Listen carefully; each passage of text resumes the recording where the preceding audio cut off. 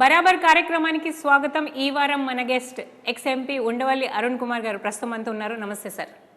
నమస్తే. ఈ మధ్య వార్తల్లో చాలా హాట్గా మీ న్యూస్ తిరుగుతుంది. మీరే తిప్పుతున్నారు దాన్ని అలాగా. రెండు రాష్ట్రాలు ఆంధ్ర తెలంగాణని కలిపేద్దామన్నారు. మీడియాకి చాలా ఇంట్రెస్ట్ ఉంది రెండు కలిపేయాలని. అక్కడ ఆఫీసు ఇక్కడ ఆఫీసు ఎందుకు రెండు కలిపేయాలని. ఎందుకంటే అసలు ఈ పిటిషన్లో నేను ఒక్కడనే నా ప్రేయర్ మార్చినవాడిని. ఎందుకంటే రెండు రాష్ట్రాలు విడిపోయిన తర్వాత కలపటం అనేది అసాధ్యం. అందుకని కానీ మనకు జరిగినటువంటి అన్యాయాన్ని డెఫినెట్గా అన్యాయం జరిగింది అన్నది తెలియాలి అందరికీ. మనం ఆ గేమ్ ఆ జరిగినటువంటి ఆ ఆటలో మనమేం ఫౌల్ ఆడలా. ఎంపైర్ ఆడేస్తే ఇంక మనం ఏం చేస్తాం? అవుట్ అయినా సరే నాట్ అవుట్ అని, అవుట్ అవ్వకుండానే అవుట్ అని ఎంపైర్ చెప్పేస్తే ఇక అలాగా నిరుత్సాహంగా పడి ఉండవలసిందేనా? తేలాలి కదా. కరెక్టే, మీరు చెప్పిన మీ ఆర్గ్యుమెంట్ కరెక్టు, మీ స్టాండ్ కరెక్టు, ఇక్కడ చాలా తప్పు జరిగింది. బట్ ఈవేళ వాళ్ళు మళ్ళీ పార్లమెంట్ చేయాలనుకుంటే మళ్ళీ చేసేయగలరు, ఎందుకంటే కావాల్సిన మెజార్టీ ఉంది. ఆ వేళ వాళ్ళు చేయడానికి అవకాశమే లేదు, ఎందుకంటే లోపల నెంబర్స్ లేవు. అందుకే ఓటింగ్ లేకుండా అన్నీ ఆపేసి ఏదో ఎల్లుండి పార్లమెంట్ అయిపోతే ఈవేళ తేల్చేయాలా. అది అద్వానీ గారే చెప్పాడు, ఓట్ అనే అకౌంట్ కూడా అయిపోయింది, ఇప్పుడు ఎందుకయ్యా ఈ గొడవ పెట్టుకున్నాం, నెక్స్ట్ సెషన్లో పెట్టుకుందామని మీడియాకే చెప్పాడు డైరెక్ట్గా. సరే, అందరం అప్పుడు ఆ రోజున కొన్ని వందల అప్లికేషన్లు పడ్డాయి కోర్టులో. నెమ్మదిగా ఒక్కొక్కళ్ళు విత్డ్రా అయిపోయి ఇగో ఇప్పుడు 21 వచ్చాయి. ఆ 21లో ఎవరున్నారు? నేను ఒక్కడనే కాదు, అప్పుడు సీఎం కిరణ్ కుమార్ రెడ్డి గారి పిటిషన్ ఇంకా ఉంది, రాయపాటి సాంబశివరావు గారి పిటిషన్ ఉంది. మరి ఆయన ఆరోగ్యంలో ఉందో తెలియదుగా నాకు. పెందుర్తి వెంకటేష్ అని మా పక్కన ఎమ్మెల్యే, నా పార్లమెంట్ నియోజకవర్గంలో ఎమ్మెల్యే. కర్ణాటక తెలుగు ప్రజాసమితి, రఘురామకృష్ణరాజు, పొంగులేటి సుధాకర్ రెడ్డి, పుట్రేవు లక్ష్మీనరసింహం అంటే మా Rajahmundry bar association, Kakinada bar association, Eluru bar association, Amalapuram bar association, Gajuwaka bar association, ఇంకో ఆయన ముప్పాల సుబ్బారావు గారని అదే కౌన్సిల్, మా కౌన్సిల్ ఉంది అడ్వకేట్స్కి, బార్ కౌన్సిల్, ఆ బార్ కౌన్సిల్ మెంబరు, ఆయన పిటిషను. ఈ పిటిషన్లు అన్నీ వచ్చాయి మొన్న, నాది ఒకటే కాదు. ఈ పోరాటం ఎందుకంటారు? ఏం సాధిస్తారు? పోరాటం కాదు, పోరాటం పెద్దానికి పోరాటం అని పెట్టేకండి. It is a right. దీనివల్ల ప్రతిదానికి ఏమి సాధించాలి అనేది ఉండదు. రేప్ అయిపోయింది, ఏమిటి కేసు పెట్టి ఏమి సాధిస్తారు చెప్పండి? ఇప్పుడు ఆడపిల్లని ఎవరినైనా అనండి మాట, ఏమమ్మా అయిపోయింది కదా రేపు, ఇంకేంటంటే లాగిపెట్టి కొడుతుంది. నీకేంటి ఆ బాధ? నాకు తెలుసు. నీకేంటి? నువ్వు వచ్చి రేపు చేసిన వాడిని పట్టుకొచ్చి ఇక్కడ పెట్టి వాడిని ఉరిదీయాలా, 10 మంది ఉమ్మేయాలా వాడి మీద, అప్పుడు అని ఎందుకు వస్తుందా కోపం? రేపు జరిగింది కాబట్టి. అలాగే ఇది నేను ఫీల్ అయ్యాను, కొంతమంది ఫీల్ అవ్వకపోవచ్చు. నేను ఫీల్ అయ్యాను, చాలా చాలా దారుణం జరిగిందని. ఇప్పటికీ నాకు తలుచుకున్నప్పుడల్లా బాధ ఉంటుంది. నాకు ఇప్పుడు అదేమీ అండూ చేయలేరు, రేపు జరిగిన తర్వాత ఏమీ అండూ చేయలేరు. కానీ జరిగింది తప్పు, చట్ట విరుద్ధంగా జరిగింది అని ఒక్క మాట కోర్టు చెప్తే దాన్ని ఏం కలిపేయమంటలేదు. అందుకే ప్రేయర్ కూడా మార్చి కొన్ని గైడ్లైన్స్ ఇవ్వండి ఇక ముందు. ఎందుకంటే బీజేపీ వాళ్ళ ఎజెండాలో 50 చిన్న రాష్ట్రాలు ఉండాలి ఈ దేశంలో. అంటే 50 రాష్ట్రాలను తయారు చేస్తారనమాట. ఈ చేసేవాటన్నిటికీ ఈ ఆంధ్ర రూలే అప్లై చేస్తారా, లేకపోతే దానికి ఏమైనా రూల్స్ గైడ్లైన్స్ పెడతారా? చెప్పండి. ఆ గైడ్లైన్స్ ఏంటో ఆర్టికల్ 3 డిఫైన్ చేయండి, డ్రాఫ్ట్ బిల్ అంటే ఏంటో డిఫైన్ చేయండి, ఓటింగ్ అంటే ఏంటో ఆర్టికల్ 100 ఏంటో డిఫైన్ చేయండి. ఇలాగ అడిగాం. ప్రేయర్ మార్చి ఇప్పుడు మొట్టమొదటి అడిగింది ఇది చట్టవిరుద్ధం కాబట్టి దీన్ని స్క్వాష్ చేయండి అని అడిగారు అందరూ. నేను ఒక్కడనే ప్రేయర్ మార్చి స్క్వాష్ చేయమని అడగట్లేదు నేను. ఇప్పటికైనా గైడ్లైన్స్ ఇవ్వండి. అలాగే ఏ యాక్ట్ అయితే వాళ్ళు తెచ్చారో ఆ యాక్ట్నన్నా ఇంప్లిమెంట్ చేసి ఆంధ్రాని కాపాడేలా ఒక రిట్ ఆఫ్ మ్యాండమస్ ఇవ్వండి, ఆర్డర్ ఒకటి. ఇప్పుడు మీరు ఏదైతే కోర్టును అడుగుతున్నారో అప్పుడు 2014లో మీ ప్రభుత్వమే కదా ఉంది, అప్పుడు ఎందుకు గట్టిగా అడగలేకపోయారు మీ వాళ్ళని? అడగలేకపోయామంటే అప్పుడు మీరు ఇంకా లేరా ఫీల్డ్లోనూ? గట్టిగా అడగలేకపోవటం కాదు, కాంగ్రెస్ పార్టీ నుంచి ఎక్స్పెల్ చేశారు. ఇప్పుడు నేను కాంగ్రెస్ వాళ్ళు నిన్న సజ్జల రామకృష్ణారెడ్డి గారు కూడా అంటున్నాడు, అప్పుడు నువ్వు ఉన్నావు కదా ఆ పార్టీలోనే.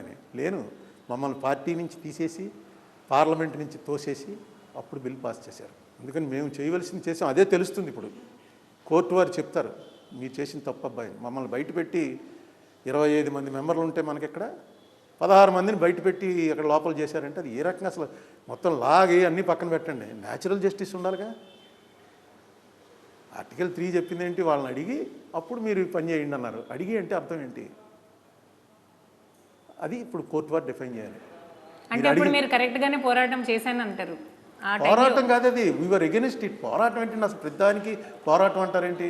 మన సెటప్పే అంటే ఇప్పుడు సమైక్య ఆంధ్ర కావాలని అప్పుడు అన్ని పార్టీలు కూడా అన్ని పార్టీలు అసెంబ్లీలో ఇప్పుడు ప్రజలంతా ఏం గొడవ చేశారు? దీన్ని వ్యతిరేకించండి అన్నారు. ఎమ్మెల్యేలు అందరూ వ్యతిరేకించారు. అసెంబ్లీ నుంచి రిజెక్ట్ చేయబడి అక్కడికి పంపాం ప్రెసిడెంట్కి. ఇక్కడ అసెంబ్లీలో రిజెక్ట్ చేశారు వాయిస్ ఓట్ తోటి. ఎవడో లేచి డివిజన్ అనలే, వాయిస్ ఓట్ తోటి రిజెక్ట్ చేయబడింది. అక్కడికి వచ్చింది.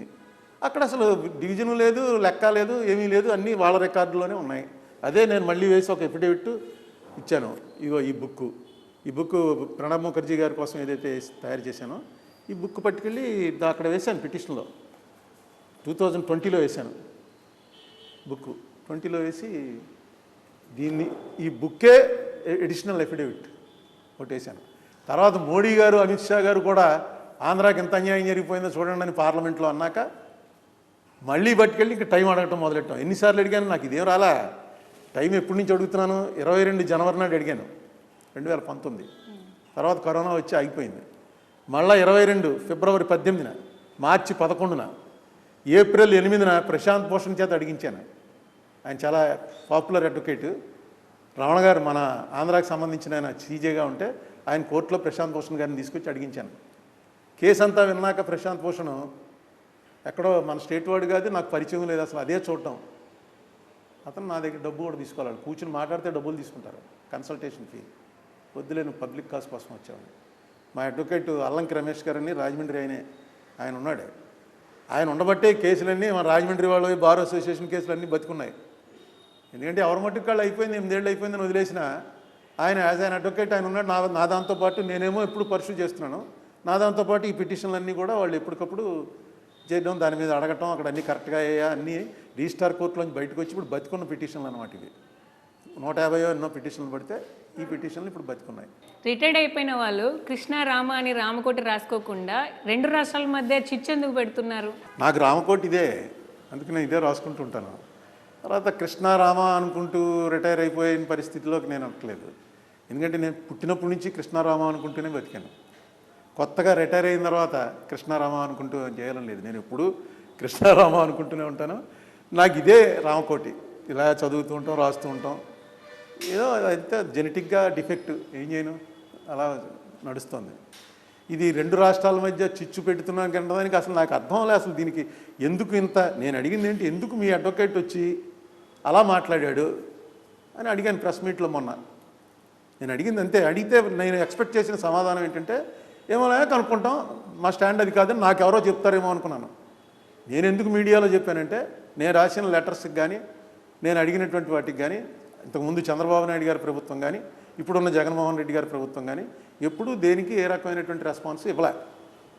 నాకేదో చెప్పాను కదా ఇందాక, కృష్ణారామ ఇదే కాబట్టి ఏదో రాస్తుంటాను. ప్రెస్ మీట్ పెట్టి చెప్పానంటే ఇదే ఇలాగైనా కనీసం వెళ్తుంది. ఎవరో ఒకళ్ళు అక్కడ మన రాజమండ్రి ఎమ్మెల్యే గారో లేకపోతే పక్కన ఎంపీ గారో ఇంకొకడో వెళ్ళి ఇలా అన్నాడండి అరుణ్ కుమార్ని అట్లీస్ట్ కంప్లైంట్ కిందన్నా చెప్తే ఆ రకంగా ఎక్కుతుందేమో అని ఆ రోజు పెట్టాను. పెట్టిన తర్వాత నేను ఎక్స్పెక్ట్ చేసింది అంత ఏంటంటే, ఎవరో ఒకళ్ళు చెప్తారు, లేదండి అది అలా మేమే ఇన్స్ట్రక్షన్స్ ఇవ్వలేదు. ఎందుకంటే వీళ్ళ ఇన్స్ట్రక్షన్స్ లేకుండా అక్కడ అడ్వకేట్ మాట్లాడడానికి లేదు. అడ్వకేట్ గారు ఏదో పాసింగ్ చెప్పారు అన్నారు సజ్జల రామకృష్ణారెడ్డి గారు, అది పొరపాటు. సీనియర్ అడ్వకేట్, అతనికి 10 లక్షల రూపాయలు అంతా ఇవ్వాలి. ఆయన చెప్పిన దాంట్లో తప్పేముంది అని అడుగుతున్నారు చాలా మంది ప్రశ్న. తప్పేగా అంటే ఇప్పుడు ఇది మూసేయండి అని అంటున్నారు, ఈ కేసు ఇంక ఓపెన్ చేయకండి అని. అది ఆ మాట తెలంగాణ వాళ్ళు సెంట్రల్ గవర్నమెంట్ అనాలి. ఇప్పుడు 2 రాష్ట్రాల రాజకీయ నాయకులు కూడా అదే మాట అంటున్నారు. 8 years అయిపోయింది, 2 times ఎలక్షన్స్ కూడా జరిగిపోయాయి, ఇప్పుడు ఎందుకు అని వాళ్ళు అంటున్నారు. నేను రేప్ అయిపోయింది, తర్వాత నీ పెళ్ళి అయిపోయింది, పిల్లలు పుట్టేశారు, హాయిగా ఉన్నావు. ఇప్పుడు వాడు రేప్ చేసిన వాడు నాకు కనబడ్డాడు, వాడిని చంపితే కానీ నేను ఒప్పుకొని అంటావేంటి? అయిపోయింది కదా అంతాను, ఈ గొడవ ఏంటి అంటే కొంతమంది అవును కరెక్టే కదా అంటారు. నేను అన్నాను, చట్ట విరుద్ధమైన, ధర్మ విరుద్ధమైనటువంటిది, న్యాయ విరుద్ధమైంది, రాజ్యాంగ విరుద్ధమైంది జరిగినప్పుడు దాన్ని ఛాలెంజ్ చేయటం అనేది ఒక పొలిటీషియన్గా నా బాధ్యత. నేను చిన్నప్పటి నుంచి నేర్చుకున్నది అదే. అందుకు నేను అడిగి తీరుతాను. మీకు నచ్చకపోవచ్చు. అందులో రోజు మీరేంటి స్పీచ్ ఇచ్చేది ఏంటి? స్టేట్లో చంద్రబాబు కానీ జగన్మోహన్ రెడ్డి కానీ వీళ్ళు ఇచ్చే స్పీచ్ విడదీసేసి వాళ్ళకి అన్యాయం చేశారనే ఆ మాట అనకుండా ఒక్కసారి ఒక్క మీటింగ్ అనేది జరుగుతుందా? విడదీసి అన్యాయం చేశారని అంటున్నారుగా. ఆ అన్యాయం ఏంటన్నా తేల్చమనే కానీ అడిగాను. నేను అడిగిన ప్రేయర్లో సెకండ్ పెట్టింది, మాకు ఇవ్వాల్సిన డబ్బులు ఇచ్చి ఇంకా ఎక్కువ డబ్బులు ఇవ్వండి, చాలా భయంకరమైన పరిస్థితిలోకి వచ్చాం. ఇంకా క్లియర్గా ప్రేయర్లో నేను అడిగింది అదో మామూలు యాక్ట్లో వచ్చినట్టు ఇంప్లిమెంట్ చేయడమే కాదు, issue writ of mandamus or any appropriate writ directing centre to grant an aid and state of Andhra Pradesh which is devastated by the bifurcation of the state as well as post pandemic crisis. మొన్న వచ్చిన corona వచ్చి డబ్బులు లేక బాధపడుతున్నాం, దాని మీద కూడా ఒక ఆర్డర్ ఇవ్వండి అని అడిగాం. సజ్జల సమాధానం ఉందో అది మీరు దాంతో ఏకీభవిస్తారా? ఏదైనా మీకు సాటిస్ఫై అయ్యారా? నా పర్పస్ సర్వ్ అయిందిగా. మా స్టాండ్ అది కాదు అని ఏదైతే చెప్పాడో అదే నేను కోరుకున్నది చెప్పాడుగా. మిగతా వాళ్ళు ఎవరెవరు ఏమనుకున్నా నాకేం పెద్ద అభ్యంతరం లేదు. ఒకవేళ ఈ కేసుని క్లోజ్ చేస్తే ఏం చేస్తారు? మీరు ఎలా ఫైట్ చేస్తారు? రాష్ట్ర విభజన గురించి కేసుని క్లోజ్ చేస్తా, విభజన గురించి నేను ఫైట్ చేయట్లే. ఇప్పుడు విభజన జరిగిన తీరుకు సంబంధించి అదే అర్థం అవట్లేదు. అదే రాష్ట్ర విభజన జరిగిన తీరు కరెక్ట్ కాదని మీరు ఏదైతే ఫైట్ చేస్తున్నారో అది మళ్ళీ ఎలా కొనసాగిస్తారు? ఇంకెందుకు కొనసాగించడం? తీరు కరెక్ట్ కాదని చెప్పి తీరుతుంది ప్రభుత్వం.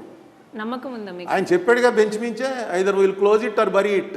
ఎందుకంటే అవతల మన ఆంధ్ర వాళ్ళ ఆర్గ్యుమెంట్ విని చెప్పాడు. ఆంధ్ర ఆర్గ్యుమెంట్ ఏం చెప్పాడు? పండోరా బాక్స్ ఓపెన్ అవుతుంది. పండోరా బాక్స్ అంటే అదేది గ్రీక్ ఇది ఓ పెద్ద జార్లో అది ఓపెన్ చేయకని చెప్తారనమాట. అది ఓపెన్ చేస్తే అందులోంచి రకరకాల వ్యాధులు సూచికాలు. ఇప్పుడు మీరు అదే ఓపెన్ చేసే కదా ఇప్పుడు రెండు రాష్ట్రాల మధ్య ఏవి రాదు, చిచ్చు మీరు పెడుతున్నారు. నేను అదే రిపీటెడ్గా చెప్తున్నాను.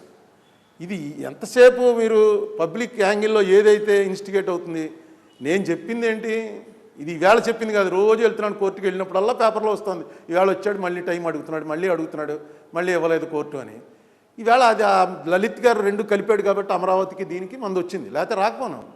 చూద్దాం. ఏపీ గవర్నమెంట్ స్టాండ్ మీద ఏంటంటే ఏపీ గవర్నమెంట్ డెఫినెట్గా అసలు ఇప్పుడు ఏపీ గవర్నమెంట్ అసలు మాట్లాడవలసిన అవసరమే లేదు. నేను చంద్రబాబు నాయుడు గారిని వెళ్ళి అడిగాను, మాట్లాడండి నేను ఎఫిడేవిట్ వేసాను. ఆయన మాట్లాడుతూ అన్నాడు కానీ మాట్లాడలే. ఇప్పుడు ఏపీ గవర్నమెంట్ని ఎవరు అడగల, కోర్టు ఏం అడగల. ఎందుకంటే అక్కడ union government party. AP government already affidavit వేసింది. ఇప్పుడు ఏపీ గవర్నమెంట్ వచ్చి అక్కడ ఎప్పీర్ అయితే నా గురించే ఎప్పీర్ అవ్వాలి. నేను మళ్ళీ ఏపీ గవర్నమెంట్ని పార్టీ చేసి ఎడిషనల్ ఎఫిడేవిట్ కింద ఈ బుక్ వేసాను. ఎందుకంటే నాకు వీళ్ళు సహకరిస్తారని. అప్పుడే నేను వెళ్ళి చంద్రబాబు నాయుడు గారిని కలిసి రిక్వెస్ట్ చేశాను, కోర్టులో కొంచెం సపోర్ట్గా వేయండి, ఈ బుక్లో నేను రాసింది కరెక్టా కాదా అంతవరకు చెప్పండి చాలు. ఇదంతా ఏంటి? పార్లమెంట్లో ఏం జరిగిందన్నది పార్లమెంటరీ ప్రొసీడింగ్స్. ఇదే ఒక ఎఫిడేవిట్ వేసాను. వేసి చంద్రబాబు నాయుడు గారు మీరు ఒక ఎఫిడేవిట్ వేయండి దాన్ని సపోర్ట్ చేస్తూ, ఎస్ ఇదంతా కూడా కరెక్టే అంటే చాలు. అది కరెక్టా కాదు మీరు మీ మనుషులను చూసి నేను ఆ బుక్ కూడా ఇచ్చాను ఆయనకి. ఈ బుక్లో ఆ బుక్లో ఉన్నది ఒకటేనా, అంత తప్పు రాశానో చూసుకున్నాను.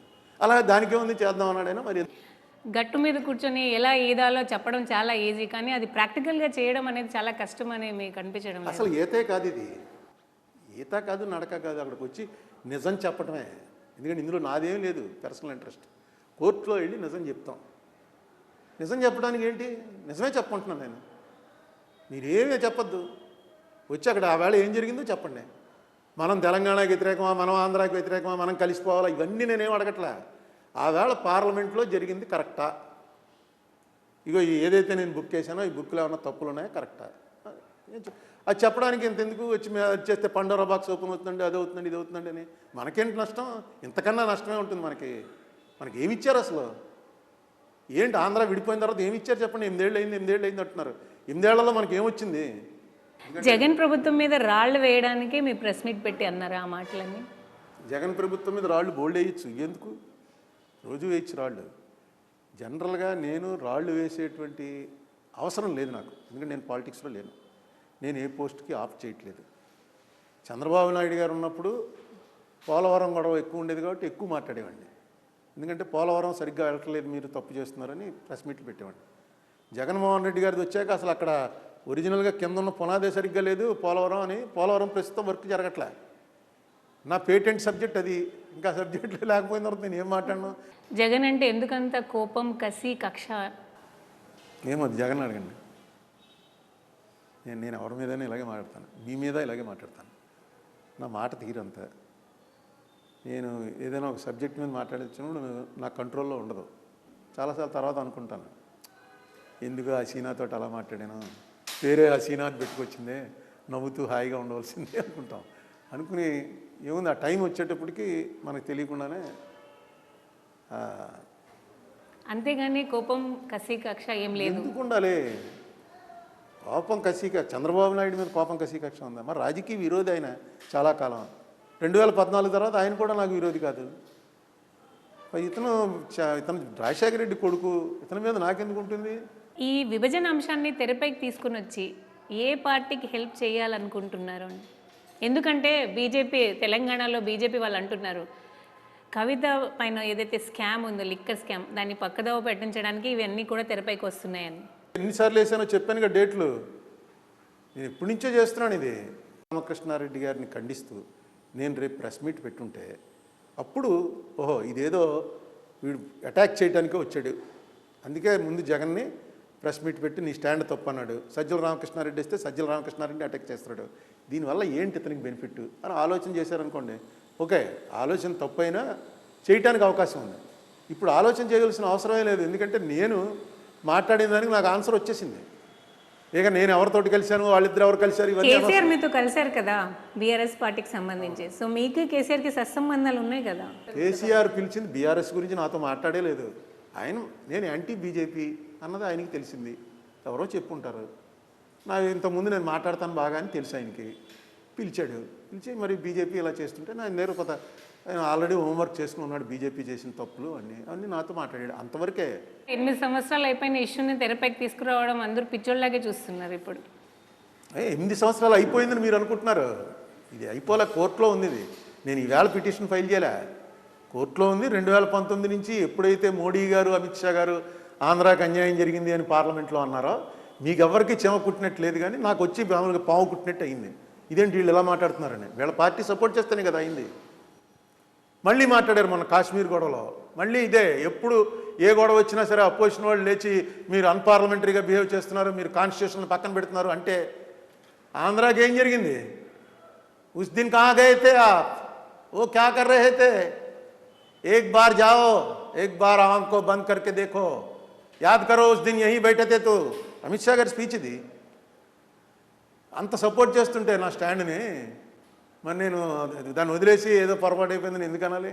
ఆంధ్ర గవర్నమెంట్ నుంచి ఏం ఆశిస్తున్నారు ఇప్పుడు ప్రెజెంట్? ఇప్పుడు వాళ్ళు చెప్పారు కదా చాలు, జస్ట్ ఆ కామెంట్ ఆశించారు. రామకృష్ణ లేదు అక్కడ జరిగింది, అది పొరపాటు ఏదో ఆయన పాసింగ్గా అని ఉంటాడు, మా స్టాండ్ అది కాదు అన్నాడు. విభజన జరిగిన తీరు గురించి మీరు పోరాటం అదే కేసు వేశారు కదా, మరి ఎందుకు స్పెషల్ స్టేటస్ గురించి ఎందుకు మీరు ఫైట్ చేయట్లేదు? కోర్టులో వేయడానికి లేదు, అది స్పెషల్ కేటగిరీ స్టేటస్ని యాక్ట్లో విభజన హామీ మంజూరు కాలేదు. యాక్ట్లో పెట్టిన పోలవరం మీద పోలవరం కోర్టులో కేసు వేసాం. ఇప్పటివరకు ఆంధ్రప్రదేశ్ ప్రభుత్వం అందులో కౌంటర్ వేయలే. ప్రభుత్వాలు తలుచుకుంటే వస్తాయి కానీ నేను తలుచుకుంటే ఏమొస్తుంది? మన రాష్ట్ర రాజకీయాల గురించి మాట్లాడదాం. మన రాష్ట్ర రాజకీయాలు చూస్తున్నారు, పవన్ కళ్యాణ్ ఫస్ట్ టీడీపీతో కలిసి వెళ్తారు, మళ్ళీ టీడీపీతో లేకుండా ఒంటరికి వెళ్తారు, ఇప్పుడు మళ్ళీ టీడీపీతో కలిసి వెళ్తాను అంటున్నారు. ఎలా చూస్తారు ఇవి? ఏముంది, ఇవన్నీ ఎప్పుడు జరుగుతున్నవేగా. చంద్రబాబు నాయుడు గారు 98లోనే కమ్యూనిస్టులతో కలిసి ఎలక్షన్కి వెళ్ళాడు. ఎలక్షన్ అయిపోగానే బీజేపీ గవర్నమెంట్ సపోర్ట్ చేసి నిలబెట్టాడు. నెక్స్ట్ ఎలక్షన్ బీజేపీతో కలిసి వెళ్ళాడు. ఆయన నెగ్గాడు కాబట్టి ఆ ఎలక్షన్లో అది ఎవరో పెద్ద పట్టించుకోరు. పవన్ కళ్యాణ్ ఓడిపోయాడు కాబట్టి చూసారా వీళ్ళతో వెళ్ళి ఓడిపోయాడు, ఇప్పుడు వాళ్ళతో వెళ్ళి ఓడిపోతాడు, ఇదేంటండి అని చెప్పి అనుకుంటారు. పవన్ కళ్యాణ్ డెసిషన్ పవన్ కళ్యాణ్ తీసుకుంటాడు. ఆయనకు కూడా నేను చెప్పేది ఒకటే, బీజేపీ పార్టీ అంటే తెలుసుకుని జాయిన్ అవ్వండి. ఎస్ నేను, ఎందుకంటే అది ఫిలాసఫీ ఉన్న పార్టీ, కేవలం అధికారం కోసం ఉన్న పార్టీ కాదు బీజేపీ. 70 ఏళ్ళలో అధికారంలోకి వచ్చినా వాళ్ళు అధికారం కోల్దోశారు. కారణం వాళ్ళ ఫిలాసఫీ అధికారం కన్నా ఎక్కువ వాళ్ళకి. అలాగే 89లో వీపీ సింగ్ వచ్చినప్పుడు కూడా వాళ్ళు అధికారం కోల్దోశారు. ఎందుకంటే వాళ్ళ పార్టీ బలపడాలి, తద్వారా వాళ్ళ ఫిలాసఫీ ఏంటంటే హిందుత్వ. అదంతా వేరే కథ. గురూజీ గోల్వాల్కర్, సావర్కర్ చెప్తూనే ఉంటాను, చాలాసార్లు చెప్పాను. ఆ కథ వేరు. పవన్ కళ్యాణ్ ఒక ఫెయిల్యూర్ పొలిటీషియన్గా చెప్పారు ఆయన.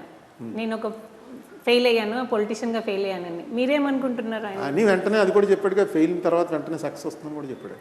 అది మీరు కన్వీనియంట్ మీరు చెప్పండి sir, is a failure politician are successful politician అంటే? ఎలక్షన్లు అయ్యాక చెప్తాను. ప్రస్తుతానికి ఫెయిల్యూరే, ఓడిపోయాడుగా మొన్న. రేపు ఎలక్షన్లో అయ్యాక నెగ్గాడు అనుకోండి సక్సెస్ఫుల్ పొలిటీషియన్. నేను 2 సార్లు ఓడిపోయాను, ఫెయిల్యూర్ పొలిటీషియన్. 2 సార్లు నెగ్గాను, సక్సెస్ఫుల్ పొలిటీషియన్. రిటైర్ అయిపోయాను, రిటైర్డ్ పొలిటీషియన్ అయిపోయి. వస్తూ ఉంటారు, పోతూ ఉంటారు, ఇవన్నీ మామూలే. ఏపీలో నెక్స్ట్ ఏ గవర్నమెంట్ రాబోతుందని అనుకుంటున్నారు సార్?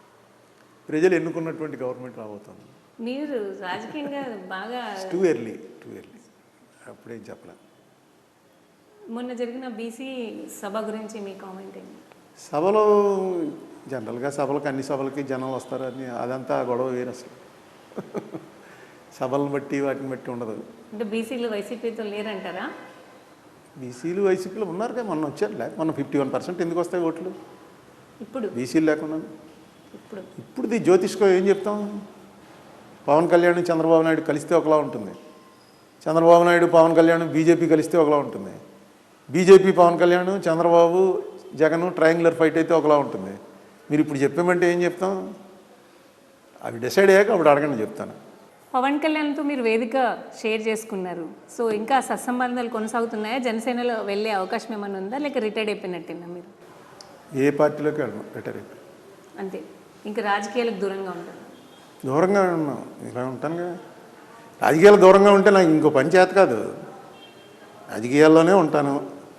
ఏ పార్టీలో చేరను, ఎలక్షన్ కంటెస్ట్ చేయను, పోస్టులోకి వెళ్ళను. పోస్టులోకి వెళ్ళను అంటే అడగను. ఎందుకంటే అడగకుండా రావు పోస్టులు. అందరూ అనుకుంటారా వారు పిలిస్తే వెళ్ళానండి, ఏం నన్ను నమ్మను. మనం వెళ్ళి అడిగితే ఎవడన్నా పోస్ట్ ఇస్తాడు. నన్ను అడిగేంత కెపాసిటీ నాకు లేదు, నన్ను ఎవడో అడగడు. 8 ఏళ్ళు అయింది, నన్ను ఎవడో రా నీకు పోస్ట్ ఇస్తానని ఎవడో అడగలే. నేను ఎవరి దగ్గరికి వెళ్ళను. సో నేను ఏదైనా పదవి చేయటం అనేది అయిపోయినట్టే. పవన్ కళ్యాణ్ సింగిల్గా పోటీ చేస్తే, బీజేపీతో కలిసి చేస్తే ముఖ్యమంత్రి అయ్యే అవకాశం ఎక్కువగా ఉంది. టీడీపీతో వెళ్తే ముఖ్యమంత్రి అయ్యే అవకాశం లేదు కాబట్టి సింగిల్గా పోటీ చేయాలని వాళ్ళ ఫ్యాన్స్ అంతా భావిస్తున్నారు. మీరేమనుకుంటున్నారు? నేనేమనుకుంటాను No చెప్పలేదు. comment. వాళ్ళు డిసైడ్ చేయాలి. యాక్టివ్గా పాలిటిక్స్లో ఉన్న వాళ్ళు చేయగలరు తప్ప చేస్తే ఏమవుతుంది అన్నది వాళ్ళ ఎలక్షన్లు వచ్చినప్పుడు మనం ఏమన్నా ఊహాగానాలు చేయొచ్చు. ఇప్పుడు ఏమీ లేకుండానే అప్పుడు ఏం గానం చేస్తాం. Thank you very much. ఇది ఈ వారం బరాబర్. మరో వారం మరో గెస్ట్తో కలుసుకుందాం. అప్పటి వరకు చూస్తూనే ఉండండి TV9.